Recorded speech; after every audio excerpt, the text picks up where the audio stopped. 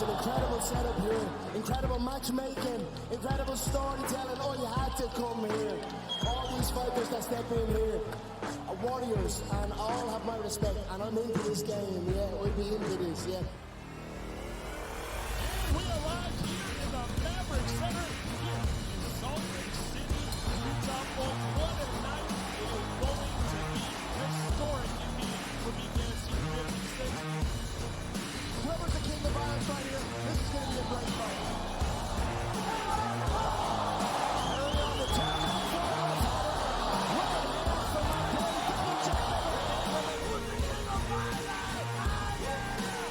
combat fighting in its purest form, bare knuckle fighting in the city of angels.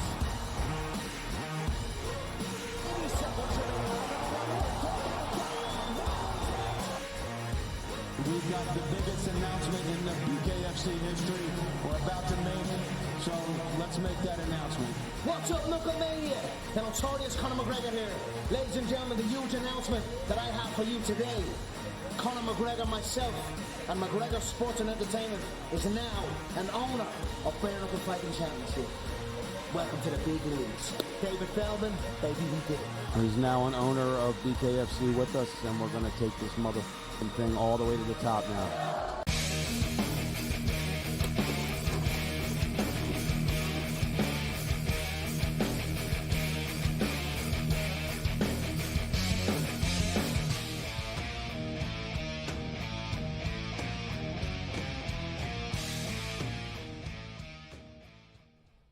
Yeah, the water polo, it's really intense stuff, a really, really cool sport. I can't wait. The Olympics are in L.A., Mick, in 2028, and I'm already looking at the venues and the different spots, and the beach volleyball is going to be at Santa Monica Beach, 3-on-3 basketball, Venice Beach, so the beach scene is going to be rocking in L.A. They have it all spread out all over the city. And the swimming, Mick, I know you're a fan of the swimming, and I've become a big fan of the swimming. It's going to be the biggest swim venue in the history of swimming, Mick. The swimming is going to be taking place at SoFi Stadium, where the Rams and Chargers play, the big football stadium. That's going to be badass. It's going to be like 100,000 people for the swimming. Wow.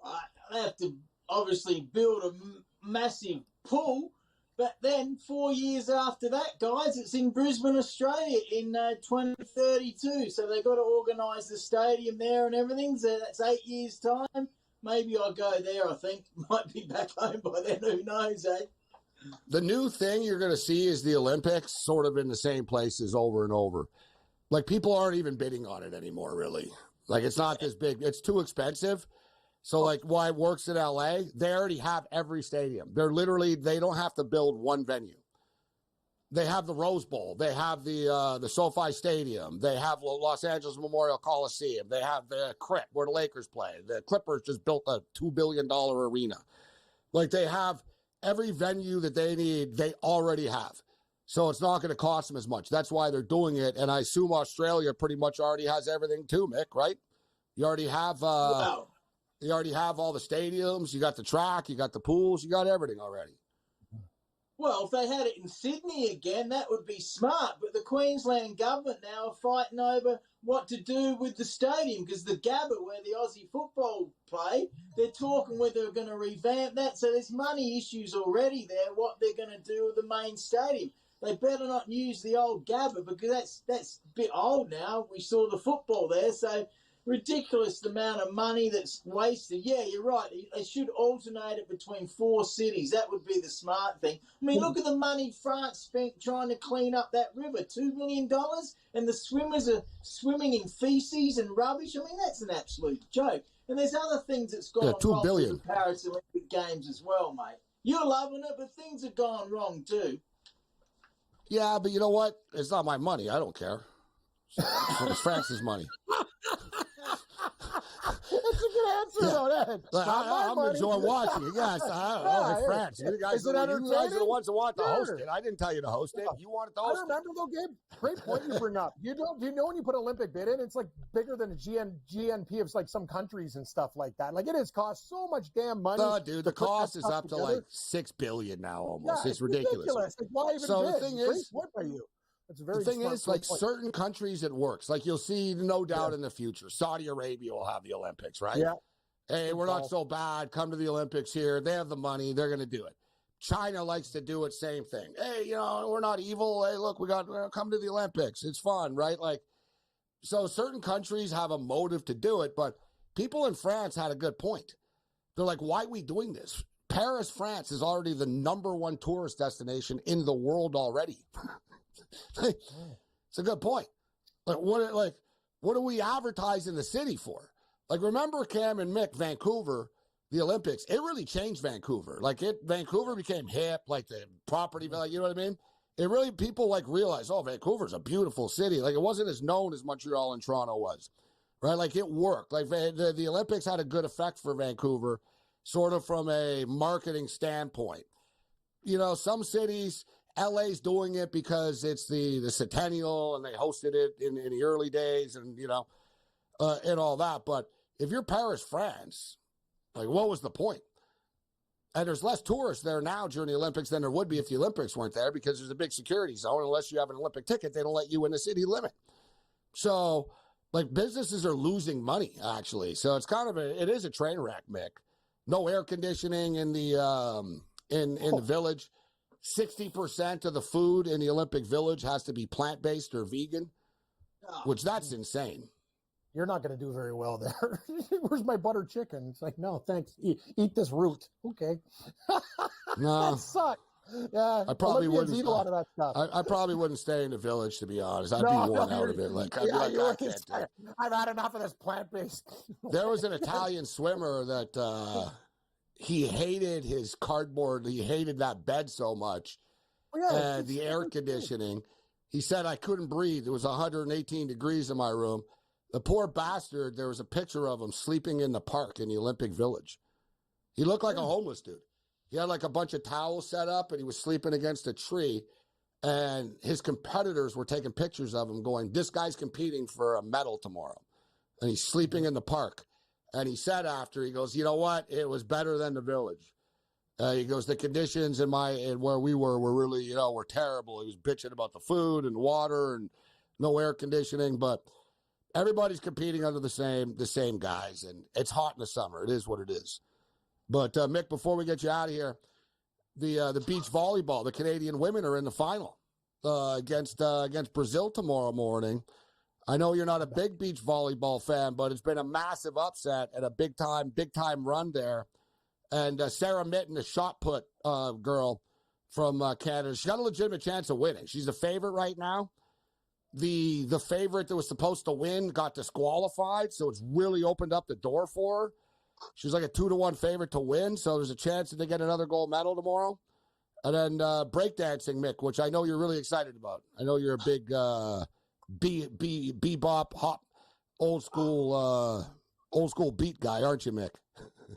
Well, that's why all the officials are staying in fancy hotels with air conditioning because of all these rubbishy sports to make way more money. But you guys are so excited over beach volleyball. I reckon you two could go on the pole vault and you bring in your own pole, mate, the way you guys are going on about beach volleyball. What the hell are you talking about? See nothing. I have Canada at plus 900. And I have the Brazilian women at plus 175. Yeah, if you remember the other night, Cam, when McInnes was on, I said, dude, Canada are 2 wins away from the final, and they're plus 900. They actually pulled it off. Unbelievable. Come back. I have the Brazilian women to win, and I have the Swedish men. My boy, Cam, Eamon and Helvig. They got it done. They're in the final tomorrow. Helvig's money. Eamon and Alman and Helvig are going to come through tomorrow. Settle down, Mick. We watch men's volleyball as well, buddy. Yeah, exactly. Get your mind out of the gutter, bro. What do you think? Seriously. I love how he You're like the comes ones out with that are like blanket excited statements over about the stuff It's a that gold don't medal true. match, Nick. Yeah, I'm not Absurd. talking about like oil wrestling at the strip Yeah, club. It's an Olympic exactly, gold medal yeah. match tomorrow, here, buddy. Oil wrestling. Overrated. Beach volleyball, overrated. People on the radio are carrying on how great it is. Average. Average sport. Like I said in Australia, this girl we were chasing brought down a volleyball net to the beach one day. Us guys only played it because we had the hots for it. We'd rather play cricket. Average, overrated sport by a long way. So you guys can sit and watch it and get all excited over it. I will. Thank you, Mick. We will. Yeah. You can go watch cricket and a bunch of dudes hitting a ball. I'll watch the chicks on the beach instead. Thanks. Yeah. I like how Academy's trying to insult me like it's a bad thing. I'm like, oh yeah. Okay. He's really coming out with a lot of venom. And the thing is, none of these statements are things we've ever said, too. These are not documented. Like, he just comes out hard. Have her own pole vault. This I guy. don't have a whole pole vault. Hey, slow down, Mick. For the record, Mick, cricket returns to the Olympics in Los Angeles, 2028, buddy. So there you go. Cricket in the Olympics. That's good. So it should, mate. It's a great sport. One of the biggest sports in the world, as you know. Mick Aussie. Enjoy the rest. Mick, for more Olympic coverage, just follow Mick on Twitter.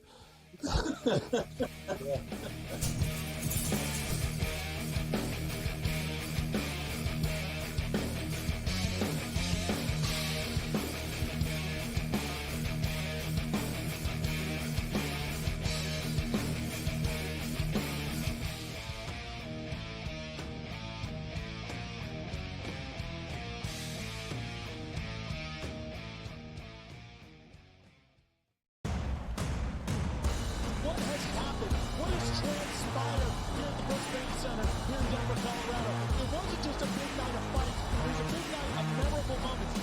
Conor McGregor with us here in Denver, Colorado. Left hand from Rockhold. Right hand right back from Mike Perry.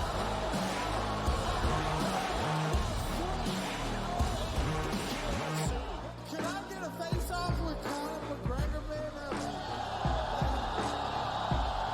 It's an incredible setup here, incredible matchmaking, incredible storytelling. Oh, you had to come here.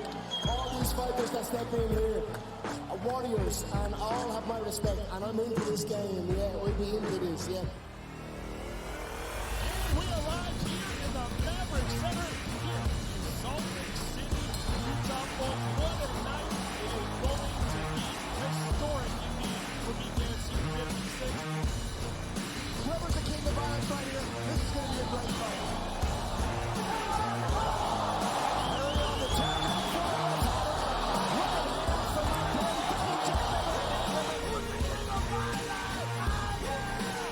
Combat fighting in its purest form, bare knuckle fighting in the city of angels.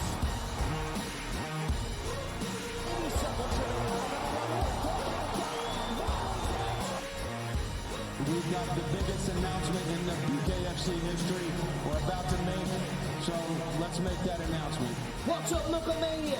The notorious Conor McGregor here. Ladies and gentlemen, the huge announcement that I have for you today. Conor McGregor, myself, and McGregor Sports and Entertainment is now an owner of Bare Knuckle Fighting Championship. Welcome to the big leagues. David Feldman, baby, we did it. He's now an owner of BKFC with us, and we're going to take this motherfucking thing all the way to the top now.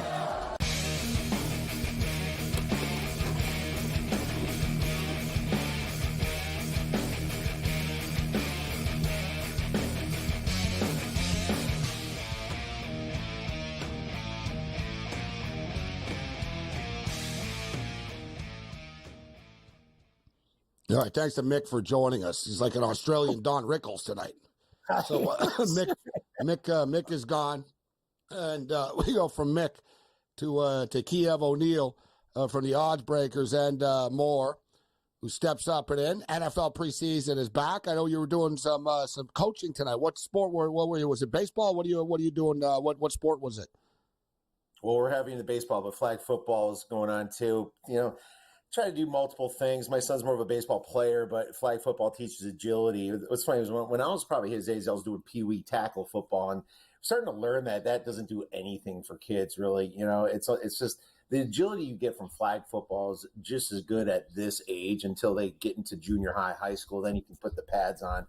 So, we're having a good time with that, showing them plays and, reversing the plays and stuff like that. We're having a blast. The season doesn't start until September. And Kev, you don't get your bell rung either. I remember when we started hockey, hitting and stuff like that. We don't know what the hell we're doing. You go from like playing and all of a sudden you're getting smashed up to the boards and then you have to learn. You know what I'm saying, Gabe? Like it changed real quick. Like things are different now. Like we were kids, we used to get like knocked out and stuff like that playing like tackle football and hockey and stuff. Concussed. The NFL has spent $1 billion. They're going to spend $1 billion at Kiev investing in flag football leading into the 2028 Olympics. So on the youth level, it's getting massive. And like you said, so on the girls' side, it's really, really big. It's like, one of the booming, along with soccer, it's like the booming sport. But on the boys' side, it's a great point that you raised.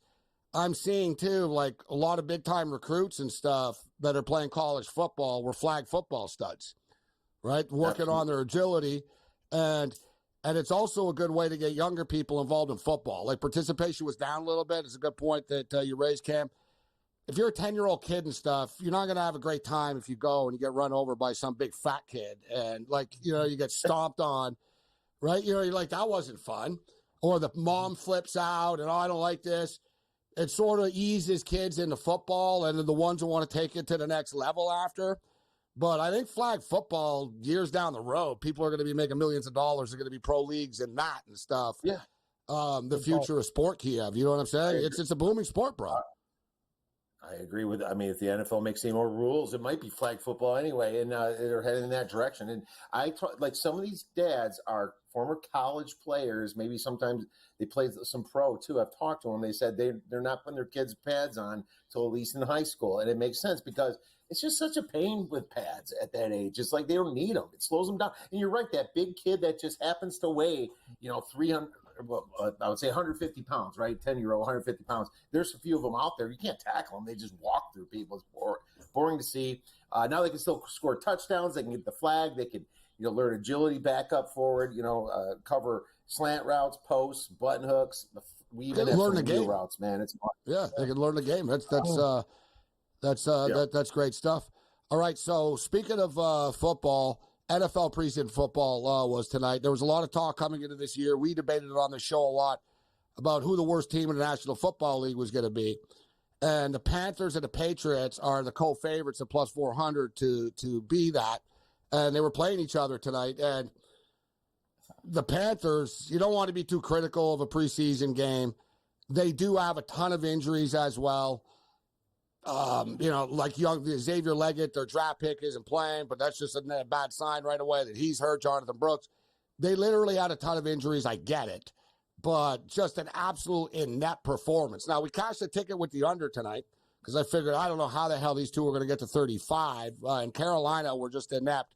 Patriots, whatever, they had their moments. They won. They got May in there a little bit. And then the Giant Lion game went under the number tonight as well. Kiev. So it was nice to hit a couple of unders tonight. Doesn't mean every game are going to go under, but we thought tonight these games would go under the number, and they both did.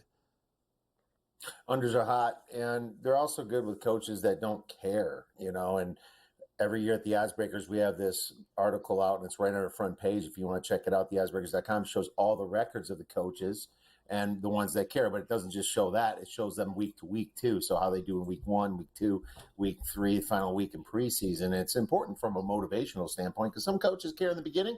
Some coaches don't care until the end. Some coaches Andy don't even Reid care is legit. No, you're right. Andy Reid is known for never losing the rehearsal game, the real game. Like you said, great call, Kev. Different coaches are very good or bad in each separate week. There really is a dichotomy to it. Absolutely. Obviously John Harbaugh, the biggest winner of them all, he's 44-14 in the preseason, 76%. He finally has a first losing year last year, but you guys got Mike Tomlin there at 67% at 41-20 total in the preseason too. But, you got to be careful betting against those guys. The first thing that you go by is obviously the quarterbacks. If the quarterbacks are battling like second string quarterbacks that are actually pretty good, You probably saw some of that tonight with the Giants. That's going to be a little bit of motivation there. But there's also going to be some terrible backups out there that don't even belong in the league that the coaches are just putting them out there so they can cut them, give them a reason to cut them after first week. And those are the ones you want to fade. And it's all information based. You can't be chasing either. These line moves are big. They're big for a reason. I'd almost rather go on the other side of these massive line moves. I mean, I grabbed the Raiders at +2 when it opened. It went all the way to -5.5. Now it's back to 3. Wild swings this game, huh? Yeah. And for the record, and that game is interesting too, because if you want to talk about quarterbacks, and it's a fascinating conversation, but I sort of find like starting pitching right now, guys. People overemphasize the starting pitching often when it's bullpens to decide baseball games so much. I know some stud pitchers go a little bit later now, but bullpens decide baseball games, and people, it's kind of low-hanging fruit. They'll only talk about, the starting pitcher. And in the preseason, I often hear, this guy's starting, that guy's starting. Good for him. They're going to play a series or two. Like when you handicap it, start from the back. Like you said, Kiev, you got to know who the fourth string is, who the third string is, because they're the ones going to be the ones deciding this game in the third and fourth quarters for the most part. So without a doubt, it's very, very critical to know. Great call with Tomlin. I actually like the Steelers. I don't think the Houston Texans are in a good spot off that Hall of Fame game. Coaches hate that Hall of Fame game and the following game after. I think there are a couple of advantageous spots. And college football, I know you've been doing a lot of capping. I can't wait for college football to start that, Kiev. I'm starting to really think about it a lot. We'll hit this and more on the other side, including the UFC at the Apex in Las Vegas.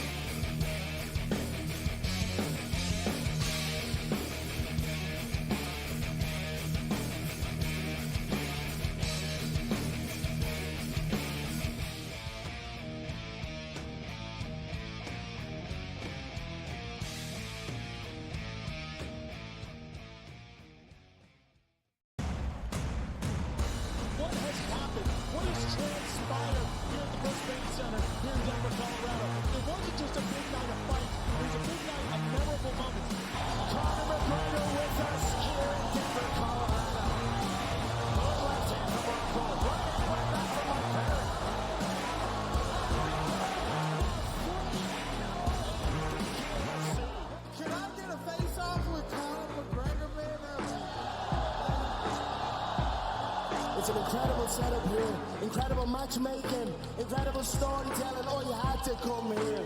All these fighters that step in here are warriors, and all have my respect. And I'm into this game. Yeah, we'll be into this. Yeah. And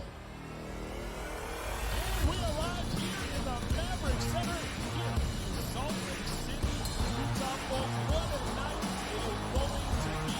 Historic indeed for BKFC 56. Whoever's the king of violence right here, this is going to be a great fight.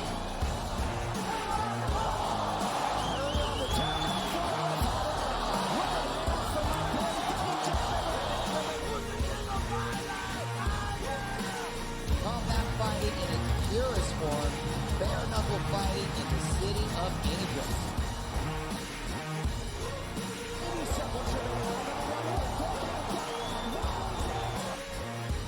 We've got the biggest announcement in the BKFC history we're about to make, so let's make that announcement. What's up, Knucklemania? The notorious Conor McGregor here. Ladies and gentlemen, the huge announcement that I have for you today.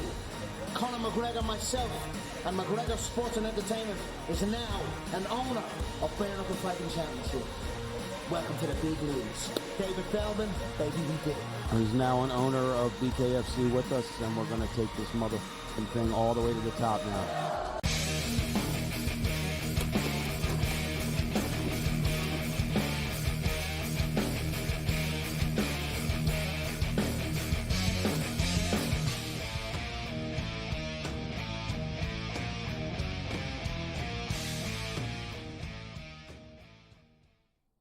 This is SportsRage. I am Gabriel Morency. A lot of stuff to bounce around here, but let me just quickly bring up some college football because Kiev's a great college football handicapper. He's been talking to some great guests as the season comes up, and he mentioned the previews and the magazines. And Athlon's one of the more respected college football preview magazines out there, and they have been for a long time.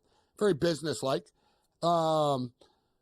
And Athlons did a story, and they don't normally break news, but they did a story about the Colorado Buffaloes a couple of days ago. And it sort of read like a, an out-of-control college football program. And it was nothing shocking. It wasn't like, oh, they were covering up. There was like a lot of gun stuff. All the players have guns. Dion encourages players to fight against each other. Players are often owing each other money. They're gambling with each other. There's gambling debts. Players have threatened to kill each other. It's like basically chaos. And like one player that was there and he left, he said it's like Grand Theft Auto in real life in that room.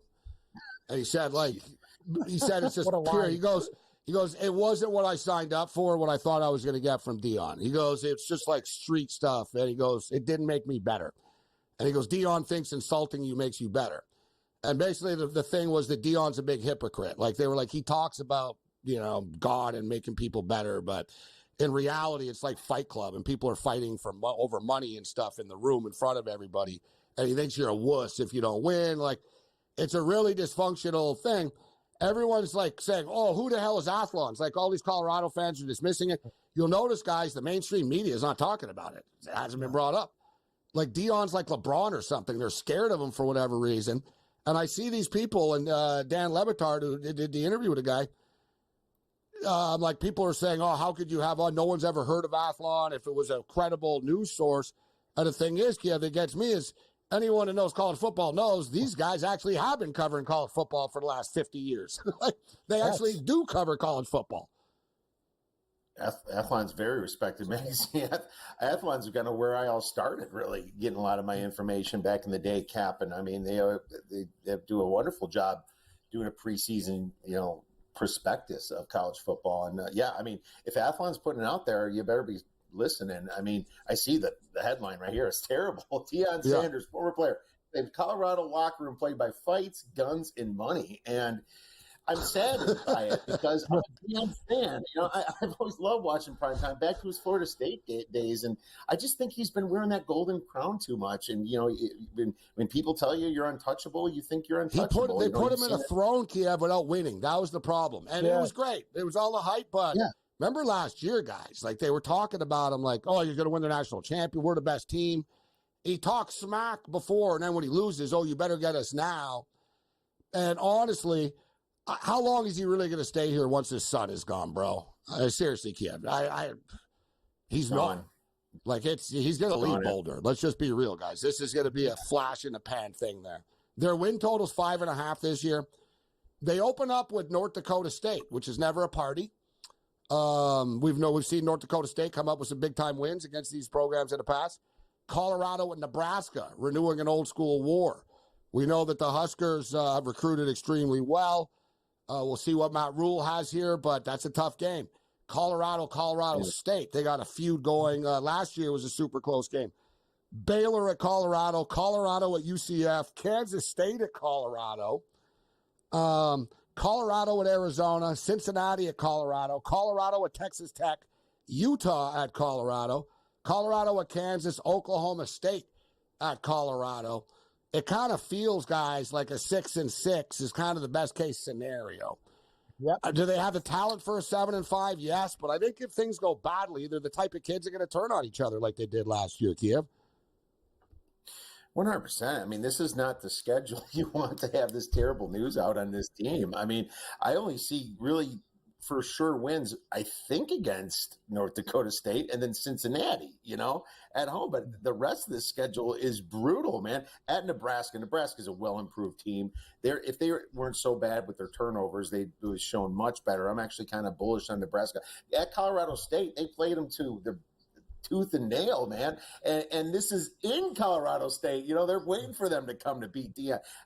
Baylor's tougher now. Baylor could be a win, but Dave Aranda's fighting for his job. At UCF. Orlando's a tough-ass place to play, bro. UCF, very difficult. The bounce house, they're loud as hell there. And KJ Jefferson, you're already getting compared to Cam Newton, but your own coach did that. I mean, they're ready to make a big move this year, and a lot of people are sleeping, using them as their sleeper team. Under is probably the best bet. Kansas State will kill them.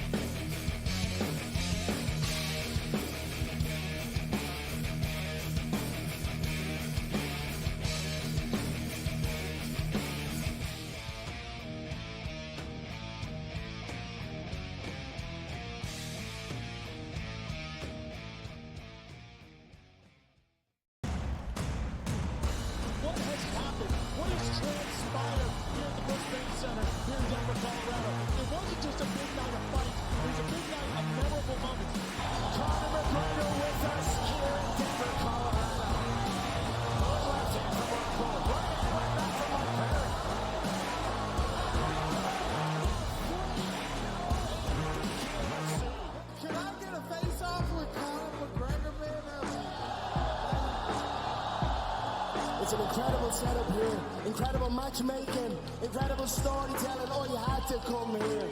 All these fighters that step in here are warriors, and all have my respect. And I'm into this game, yeah. We'll be into this, yeah.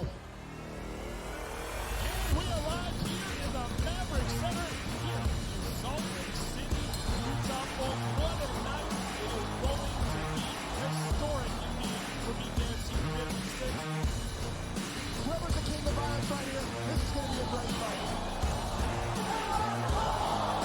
Early on the top,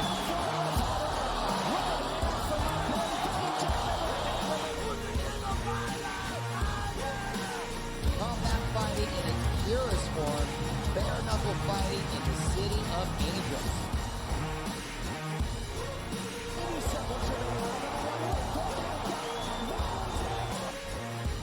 We've got the biggest announcement in the BKFC history we're about to make, so let's make that announcement. What's up, Knucklemania? The notorious Conor McGregor here. Ladies and gentlemen, the huge announcement that I have for you today. Conor McGregor, myself, and McGregor Sports and Entertainment is now an owner of Bare Knuckle Fighting Championship.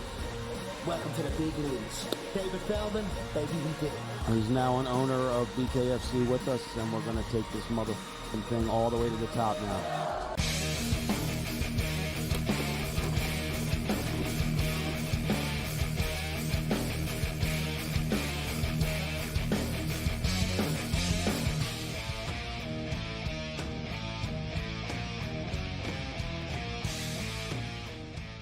When you can, Tommy, let me know when you have the Chinese weightlifter picture up.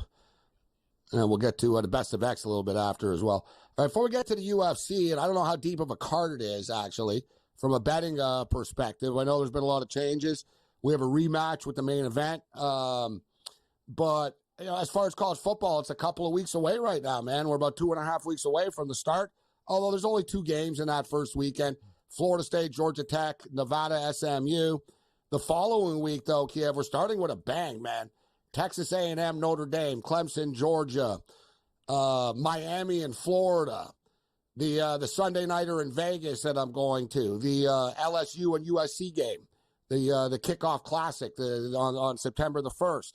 A lot of big-time games in week 1. And I didn't buy into Texas A&M the last couple of years, actually, when Fisher was there. I knew that it would backfire just paying all these kids. Like I said, you think these kids care if you're going to make them multimillionaires? Like, you got to be careful with this NIL stuff. Like, you just can't buy wins in college football. It's not that simple. But now with Elko there and Fisher out and the cloud gone, I actually think, and I think they're going to open up the season with a win against Notre Dame. But there's a lot of hype about Notre Dame, too, with Riley Leonard there now. Massive games, bro, in week 1 this year, Kiev. It's going to be awesome this year. It's going to be great this year. I wish week 0 was a little bit better. I think that, for the Florida State, Georgia Tech, it's early for some reason too. It's like 9:00 Pacific time. I'm going to be actually Dublin, in Vegas Ireland. for that. Yeah, it's in Ireland. But if you remember last year when Navy played Notre Dame, the game was later. This year for some reason it's not, and it's contest weekend, so I'll be at the Circa podcasting over there for the Circa.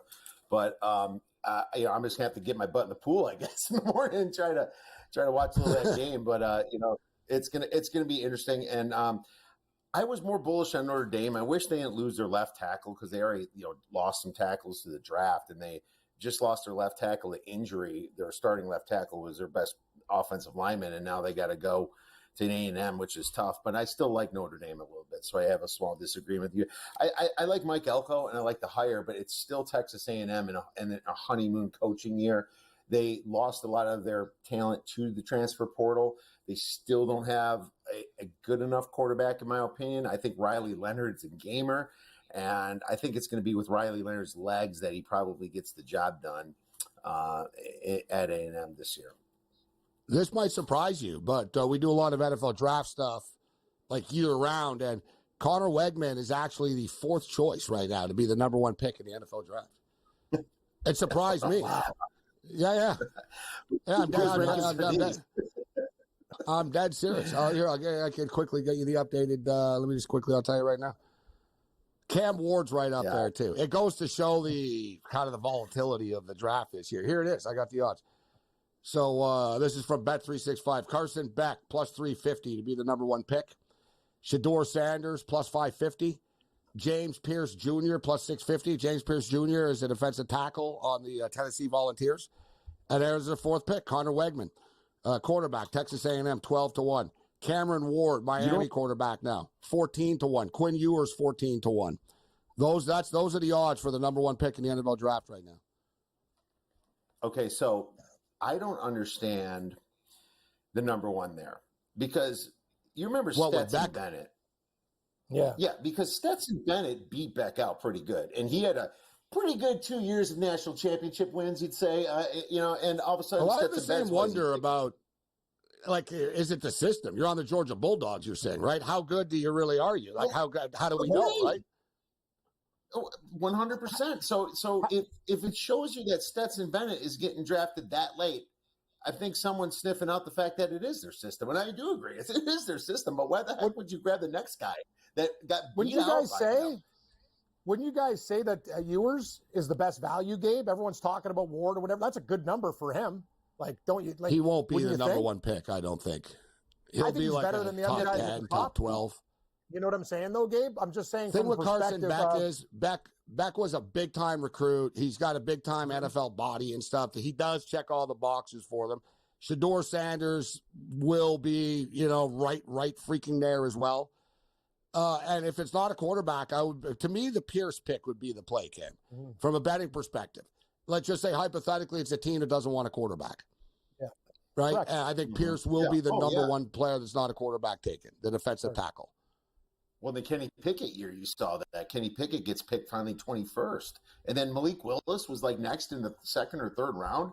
Holy cow, was that a bad class, Gabe? Jeez.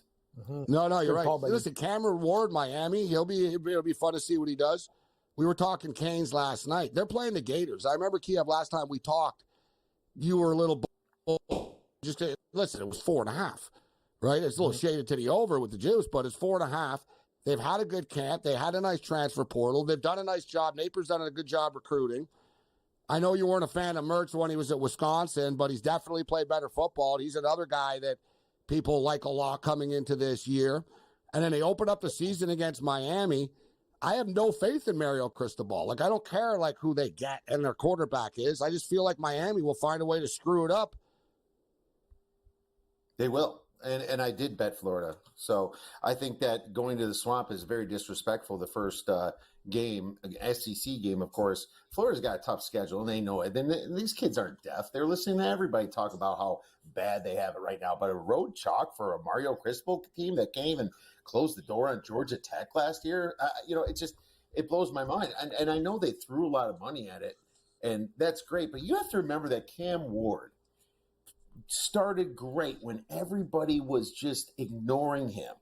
And then once the pressure built on Cam Ward, they're losing to teams like Stanford.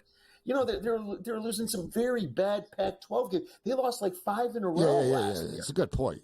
You're not playing. This is a little different now. Yeah. You're not playing Cal. You're not in the Pac-12 anymore, right? And this little run and shoot at Washington State. It's going to be a lot different. With expectations. It's not just different. Now they expect you to be good, and there's going to be a lot of pressure there. I think there's way more pressure on Miami here with the money they spent in NIL this year than Florida, who, Billy Napier is fighting for his job. But, hey, they're sitting here as the home dog here in this situation. I think Florida's probably going to win this game outright. And Graham Mertz, as bad as he was for a couple years at Wisconsin, he had the yips, and he had Paul Chryst just sitting there. He was just cashing checks at that time. There was a reason the Badgers fired him. That offense was not together. He had no receivers. Now he's got like 4 or 5-star talent at Florida, who's got the second most booster money in all of college football. I like Florida here to win this game outright. You know what? We were going to get to the UFC. We'll do it on the other side, man. We're having so much fun. The show's flying by talking college football, but we'll hit the UFC on the other side. Here's a hot take, though, for number 1 overall pick right now. 25-1, Alabama quarterback Jalen Milroe. And look for Milroe as well to be in the mix for the Heisman this year. Bama's offense is going to be better with DeBoer than it was with Saban. Like, just point blank. Like, the kids, like, it's like you figure you can't replace Saban. yes and no. It's almost like a reprieve. It's almost like the hard-ass teacher's gone and the new dude is here. And look what DeBoer did for Penix. Look what DeBoer did at Indiana. Like, DeBoer's offense has always been innovative. The quarterback always thrives. Saban held Milroe back a bit. Milroe's got, like, Anthony Richardson talent, guys. Like, he's not quite as, you know what I mean? Doesn't have the same look, but from a skill standpoint, he throws it together. Next thing you know, I promise you, he's going to be like a top 10 pick. And then people will be like, oh, maybe he's the number 1 pick. Because I kind of agree with Kiev, too. And I've asked people about Carson Beck, about really, is he really the deal? Like, I don't. Go through the list, guys. Think about it, Kim. Who's the one successful Georgia quarterback? Pat Stafford. There's one guy. Yeah.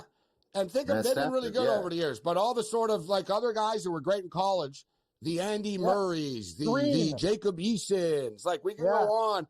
Stetson Bennett went undefeated in 2 years. Like, yeah, they're a stacked football team that any competent quarterback is going to win with them. Like, they're so freaking loaded. He also might be running the bench a lot second half of a lot of games.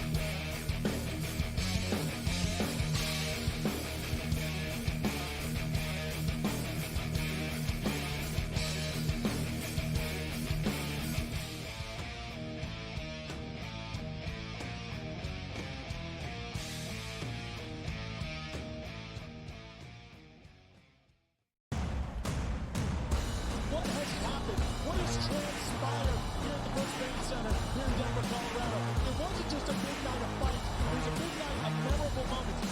Conor McGregor with us here in Denver, Colorado. Left hand from Rockhold. Right hand right back from Mike Perry.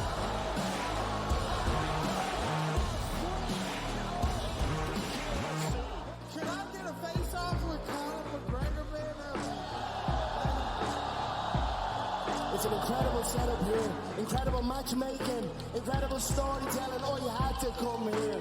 All these fighters that step in here are warriors, and all have my respect. And I'm into this game, yeah. We'll be into this, yeah. And we arrived here in the Maverick Center here in Salt Lake City, Utah. Folks, what a night it is going to be. Historic indeed for BKFC 56.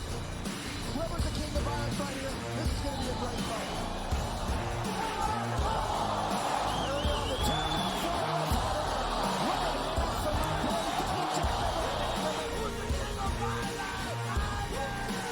Combat fighting in its purest form, bare knuckle fighting in the city of angels.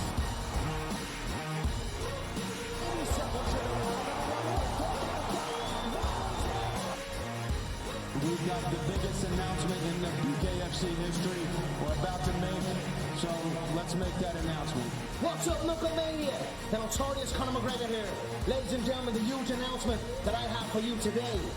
Conor McGregor, myself, and McGregor Sports and Entertainment is now an owner of Bare Knuckle Fighting Championship. Welcome to the big leagues. David Feldman, baby, we did it. He's now an owner of BKFC with us, and we're going to take this motherfucking thing all the way to the top now.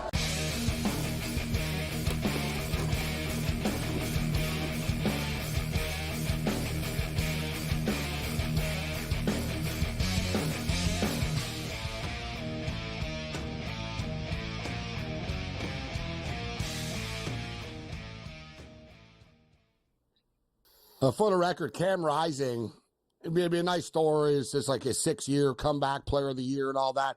People are expecting Utah to be a playoff team, but he won't put up massive numbers. Utah play winning football. They don't, they don't play number football. It's a great point by Kiev. You got to find that balance where the team will give up points, but the quarterback will be on the field all the time, putting up big numbers. I personally think Dylan Gabriel is a little overrated. And I don't want to be critical of the kid, but I'm not ready to say, oh, he's going to take the world over to the Ducks. I think the Ducks are being overhyped. They're like number 3 in the coaches poll and stuff. It's like, guys, they lost twice to Washington last year. Now you're asking them to go into the Big Ten and beat Ohio State, Michigan, deal with a couple other teams that they have to deal with as well in their schedules. The Ducks have a very hell. They play Boise State in week 1.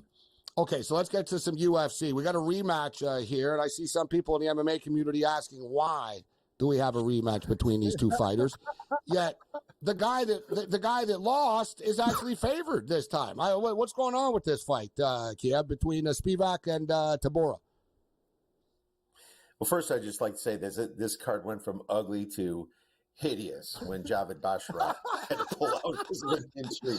Well, that's why I figured we didn't need too much time for it. I was like, I don't know how many fights he's really going to hit. This card's gross. Like, you guys know more about MMA. It's disgusting, actually. It's pretty bad. This is where the network should say, "Come on, guys, you got to give us something." We got to do better. Like, what are you doing us here? What's going on here? Sorry, go on. Awful. Sorry. Blame Dana White. But you're right. The funny thing, there is no contenders here. I mean, it's literally. I mean, you got meddling heavyweights here. There's only really 4 heavyweights that are kind of just trading off. I mean, Gon's fighting Volkov again. It's really there's those 4 that are just kind of trading off, and these guys are just pretenders. It's not like Spivak by beating Tybura is going to be an actual contender, and same way around. But the reason you see the favorite now, Spivak, well, for one, he really wanted this rematch, and number 2, he's 9 years younger. I mean, Tybura is getting a little bit long in the tooth, but still, when you look at the numbers here, it's kind of like to the point where, well, I did see Tybura beat Spivak because he could outlast him, and Tybura could wrestle too. He's not completely flat-footed. He's a very good striker. I mean, Tybura is going to strike just as well as Spivak, if not better. This went to a decision last time. I think that Spivak is the better possible grappler, even though, Tybura might be the better grappler, even though he doesn't go for takedowns nearly as much as Spivak. But it's an age thing, but I didn't bet it. If I had to bet it, I'm going to go with Tybura. I'm going to watch the line. I would probably make it more Spivak minus 120 to plus 100. That's what I think the price should be. The age is a big thing. If you look in the stats in the UFC, if there's a 9-year difference or something like that, it's a pretty significant winning percentage for the younger gentleman. But this fight's going nowhere. Both of them tend to gas. I almost think under 3.5. I think there's a reason Spivak really wants this, and that one of them is going to make a move because of it. And I know it went to decision last time with 3 rounds, but I'm more looking maybe under 3.5 in this bout. Kiev O'Neill kicking it with us from the odds breakers. So it's a pretty thin card as a whole, but is there any other fight that you look at and go, you know what? I think maybe there's some value with this. Oh my God, man. Not really. It's not tough, huh? Yeah. Not really. That's the best. I wrote down 3 things. I wrote down Tybura as an under maybe, but maybe Barlow by KO, and I did find it at plus 110. Barlow's just got such a strong punch, and he's fighting the Ukrainian gentleman, Nikolai Vernitikov. Nikolai is kind of stepping up a little bit. Now, Barlow is very untested, but he's just that much bigger and that much stronger. He's kind of a knockout guy. You can get him by KO at plus the 110. I mean, just his side, he's just so favored in this situation. Minus 400, there's no way I can touch that. But, the only way you beat Barlow is by great grappling, and Nikolai does not have that good at grappling, even though he's from the Ukraine. So that was one I was looking at. And the other one I was looking at is maybe Chelsea Chandler. I know she's a plus 125 against Yana Santos. Yana Santos is a little bit shorter than her. Yana Santos has been around for a long time, but she's on a little bit of a losing streak herself. And Chandler's, kind of like that little bit. I mean, she's not super young, but she's up and coming, in my opinion. She doesn't have a lot of fights in the UFC. She's 6-2. She can throw plenty of punches herself. She can grapple. She has 1.31 takedowns per 15 minutes. Her takedown accuracy is better than Yana's. I think I might be playing her, but for the most part, this is not a UFC event that you should be wasting your time on if you're not a big fan. Kiev, where can people find you online? Check us out, theoddsbreakers.com. Preseason stuff every single week. We'll have some plays for you guys on Saturday, a few free ones. We already put our premium stuff out. You can always get that at theoddsbreakers.com, of course. But, hey, it's about information. Remember, preseason is information-based. Don't chase the lines. Try to work and get the information. If you didn't, leave it alone or go the other way. Check on the coaching records because that's the tangible stuff that's going to help you. Hey, great stuff, man. Thanks a lot for taking the time to be with us. Always great stuff, man. Thanks for the time. Always enjoy it, guys. Have a good one. You too. There's Kiev O'Neill with us being honest as far as this UFC card is concerned. It's a rough one. You're like, I don't know. Like, I'm looking at it going like, it's bad. Like, it's like, they're usually those ones are like, they turn out to be good because there's some bloodbath fights and stuff. I'm just looking at this going like, a lot of no names here, like a lot of no frills. This is a sacrificial one where they're like, yeah, we're going up the same weekend as the Olympics and just sort of, it's thin. It doesn't mean it won't be entertaining. Yeah, that's true. I get the feeling actually there probably will be a lot of knockouts and stuff. There's a lot of violent fighters on the card, but they're not contenders. But you sort of have desperate fighters that could get cut and fired. So I don't want to judge the card before, but you could tell in the gambling community there's not a big enthusiasm for it. All right, on the other side, we'll get to the best of X. We got a couple of them, and hopefully we have the Chinese weightlifter I want to show here because I have China over 33.5, and I'm actually desperate enough that I was going through the remaining of events and just looking at the favorites and looking, is there a Chinese name? Is there a Chinese name? Because I'm like, where are these files? I'm looking at the events left. I'm like, where are they going to win? But we look good. We look good. Whatever looks good in China is.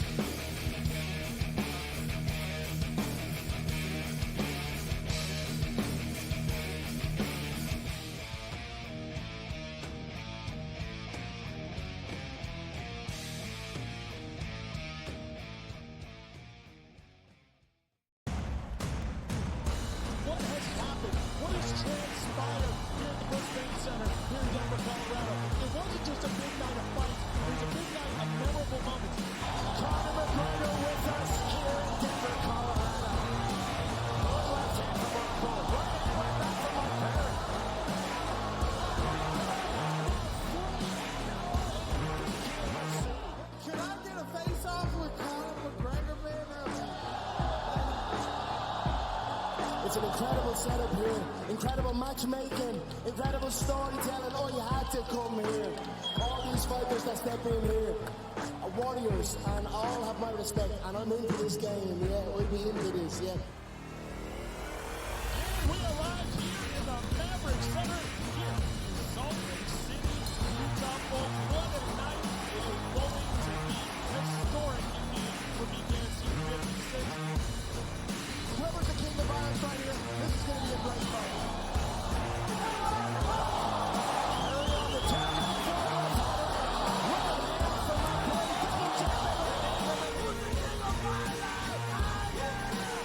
Combat fighting in its purest form, bare knuckle fighting in the city of Angels.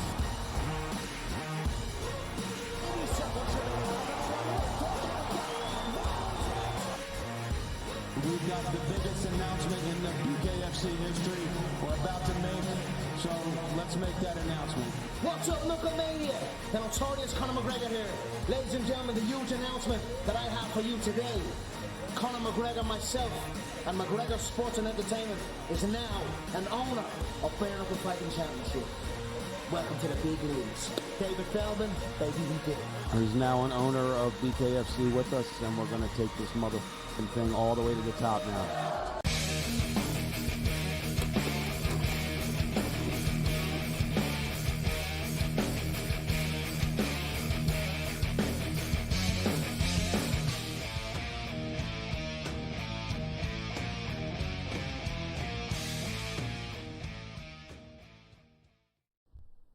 All right, thanks to Kiev O'Neill for joining us on the program. So the Olympics are coming to a close. There's still some action left. Wild stuff today with the basketball. Just like, wow. Serbia had the U.S. on the ropes. They let them off the hook. France, we warned everybody last night that France are going to be in a bad mood against Germany. It was like the exact same game as Canada. They did like Germany. It was crazy. It was like Germany did the exact same thing Canada, like, their players did the same thing. It was like watching the same movie over again. And I was even tweeting. I was like, watch, now they're just going to start taking bad shots. And they wear you out, France, defensively. Like, people, the average casual eye doesn't realize it. Like, Wembanyama just terrorizes people. You'll notice no teams want to go into the paint after a couple of minutes. So by the end of the game, everybody's just settling for bad jump shots because they don't want to deal with Wembanyama's 7'7" wingspan. And it alters people's shots. It throws them off. He disrupts offense. But I don't think he has enough to disrupt the USA. They have too many guys to disrupt. That's the problem. And I have France at plus 1,500 to win gold. Except there's nothing I can do with this. Shout out to our boy Matt George that used to do Monday nights. Now doing Sirius, still works with the grid. But Matt likes to bet on the golf. He tunes into the show. And he was listening. And I said, I don't know if anyone has an answer. I don't know. I got France. Like, all I got to do is sit on it. Matt said, I got an answer for you. Double up on France. France wins. I like his style. Normally I do double up and I don't hedge. But this is France against the USA. There's nothing I can do. I will probably just take France plus the points and hope for the best. It's actually 16.5 points. Maybe France could pull off a miracle, and they could cover the spread. So that's one thing. But we'll have time to get to that game tomorrow night. But so many of the events that we gave you with the futures are coming down to the wire tomorrow and Saturday morning. Like a lot of the futures. So Poland, men's volleyball, we're alive into the final. France and Spain tomorrow morning. We got France at plus 275 to win men's soccer. They're playing Spain at noon Eastern, 9 Pacific tomorrow. I think France will win the match. They might have to do it in extra time. It's minus 143 to qualify. Julio will join us at level 3. We'll hit it. I really like the under of that. The women's beach volleyball is tomorrow. We're on both sides. We can't lose. We got Team Brazil at plus money, and we got Canada at 9-1. I can't lose there. We got the men's beach volleyball is still alive. Netherlands tomorrow. Women's field hockey play in the final. And they sort of caught a break, except who knows? Maybe China, China were never supposed to be in the gold medal game. And Holland are now 33-1 on the money line tomorrow.